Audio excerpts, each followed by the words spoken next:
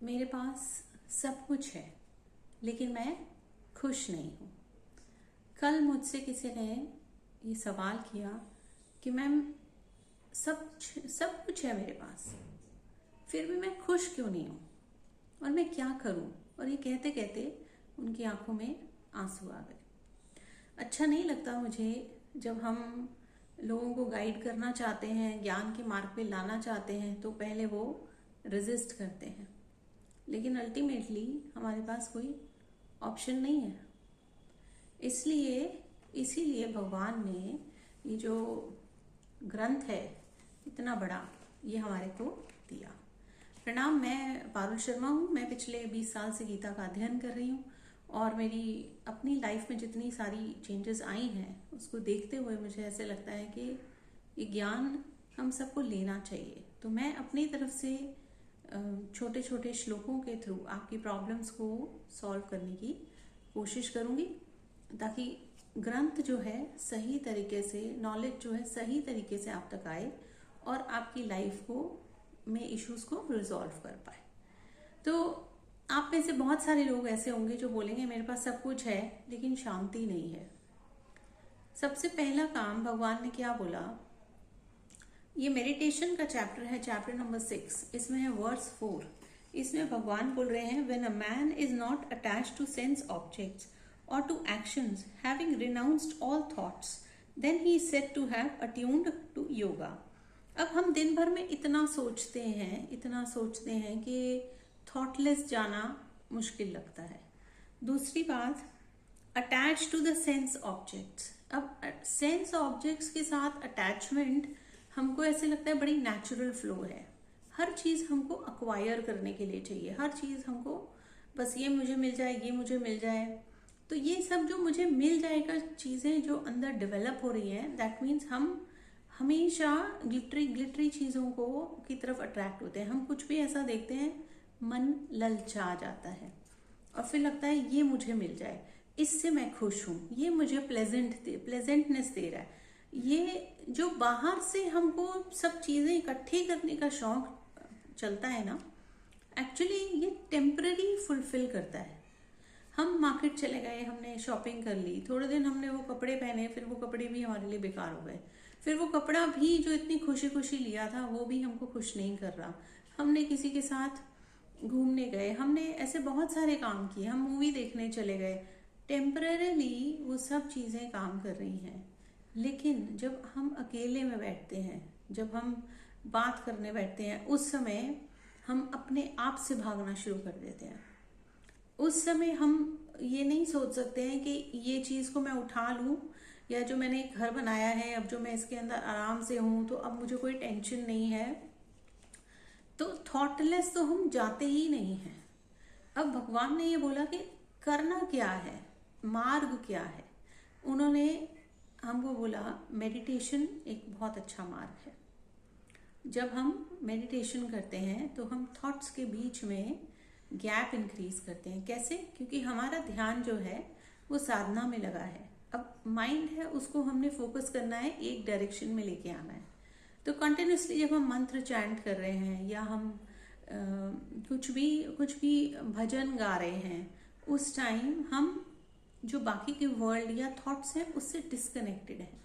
तो जितना टाइम हम ये सिमरन और ये सब करते हैं, उतना टाइम हम कोई और एनर्जी क्रिएट नहीं कर रहे। इसलिए मेडिटेशन जो है वो हमारे लिए इन्हांस करती है हमारी लाइफ को, थॉट्स को कम करने में।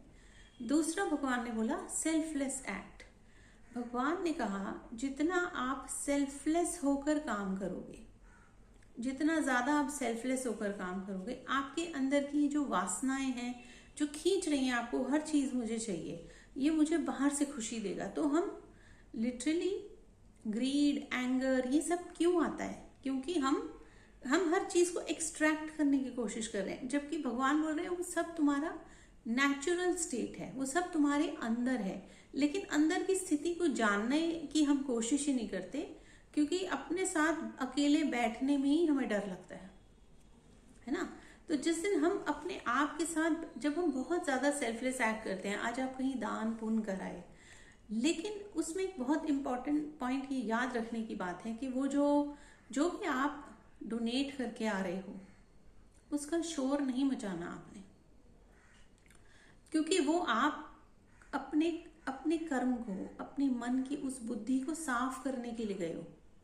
अपने अपने अंदर चल रहे वो टर्मोइल को आप सेवा भाव से कम करने गए हो। लेकिन जहां हम उसको पब्लिसाइज करना शुरू कर देते हैं, वही वासना तो ऐड हो गई ना, वहां कम क्या हुई, उसमें कम क्या हुआ। तो सेल्फलेस एक्ट करने के बाद भी अगर हमने सब जगह गाना गा दिया, आज मैंने इतने का दान दिया, आज मैंने इसकी हेल्प की, आज मैंने वो किया, वहां पर आपने जो कर्मा अच्छा क्रिएट किया जिसके लिए वो क्लेंस होना था, वो क्लेंस होने के बजाय और ऐड हो गया। तो सेल्फलेस का मतलब यही होता है कि आप अपनी ईगो, अपने थॉट्स, अपनी मैं को साइड में रख के जा रहे हो और ईश्वर का ये शुक्राना कर रहे हो कि मैं ये कर पाया, ताकि इसके लिए मुझे अच्छा लग रहा है। हमेशा याद रखो, जब भी आप कोई सेल्फलेस एक्ट करो, वो हमेशा आपको अंदर से खुशी देना चाहिए। अंदर से आपके दिल से आवाज आनी चाहिए कि हाँ मुझे मजा आ रहा है ये करने में। अगर आपको अंदर से खुशी नहीं हो रही है और आपको लग रहा है फोर्स्ड एक्शन है, मुझे बस डोनेशन देनी है क्योंकि मैंने ये चैरिटी का काम पकड़ा हुआ है, तो मुझे हर समय लोग मेरी वाह वाह करते रहे, आप बिल्कुल गलत कर रहे हैं। इसलिए सेल्फलेस होकर दान दीजिए। चाहे आप किसी बच्चे को पढ़ाएं, चाहे आप किसी हेल्पर की हेल्प करें, चाहे आप किसी भी फॉर्म में करें। आप गौशाला में जा रहे हैं सेवा करने, ऑर्फनेज में जा रहे हैं, अनाथ बच्चों को के हेल्प करने जा रहे हैं, जहां भी जाएं ब्लेसिंग बन के जाएं, ताकि लोग जब जो आपको देख रहे हैं इस वक्त, आप उनके लिए वो ईश्वर हो। इसलिए भगवान बोलते हैं अपने आप को कि मैं को साइड में रखो। और ये काम हमको तब तक करना है जब तक हमें एक्चुअली में हमारी वासना जो है वो कम ना होनी शुरू हो जाए। जब तक हमको ये सेल्फलेस एक्ट करना है, चाहे आप किसी को 5 रुपए दे रहे हो, चाहे आप कुछ भी कर रहे हो, है ना, लेकिन उसमें मैं जो है वो नहीं आनी चाहिए।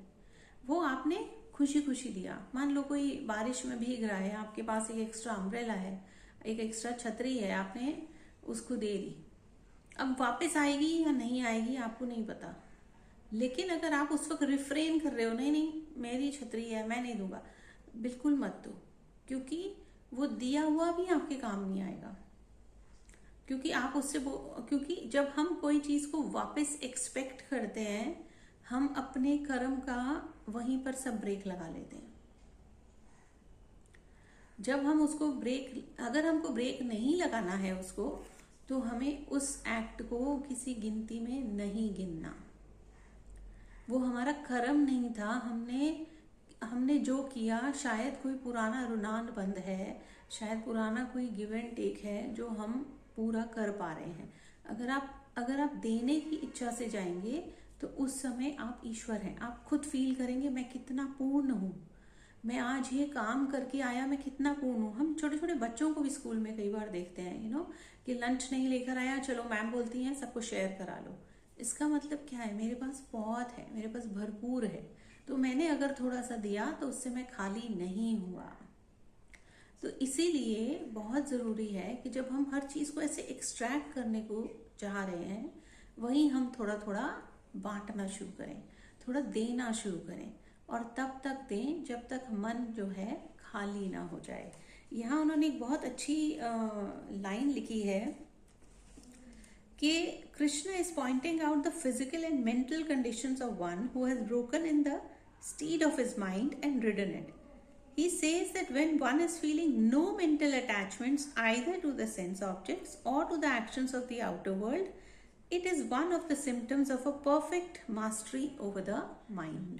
यानी जब आपको सच में लगने लगे कि मेरे अंदर से सारी ईगो अटैचमेंट्स निकल गई हैं और मुझे एक प्योरिटी दिखाई दे रही है, मुझे लोगों में कुछ और दिखाई ही नहीं दे रहा सिवाय उनकी अच्छाइयों के, इसका मतलब है आपने अपना लेंस साफ कर लिया है। माइंड को मास्टर करने का, अपने आप को उस दुख से फुलफिल्ड लाइफ तक लेकर आने का यही एकमात्र तरीका है। तो अच्छा कर्म कीजिए, सेल्फलेस एक्ट कीजिए, जितना हो सके सर्विस कीजिए। आपको लग रहा है मेरे पास इतना सारा पैसा आ रहा है, मेरे को नहीं चाहिए, कोई बात नहीं, आपको नहीं चाहिए, आपके पास एक्स्ट्रा मनी है, आप जाकर लोगों को हेल्प करो, ताकि आपके अंदर जो एनर्जी है उसका जो फ्लो है वो और बढ़ेगा। तो जब हम देने वाले होते हैं हम कभी खाली नहीं होते हैं। तो मुझे उम्मीद है कि जब ये वीडियो उन तक पहुंचेगी जो मेरे से पूछ रहे थे, या और भी जितने लोगों के ये सवाल हैं उनको ये जवाब मिलेगा। आगे मेरी सिर्फ एक आपसे रिक्वेस्ट है, प्लीज़ भगवत गीता हम सबके घर में है, प्लीज़ उसको खोलें और भगवान से मांगे कि मुझे ये समझनी है, मुझे वो भाव दो जिससे मुझे भगवत गीता समझ में आए। तो मिलते हैं अगले टॉपिक के साथ और सॉल्व करते हैं किसी और की कोई और problem. Thank you so much.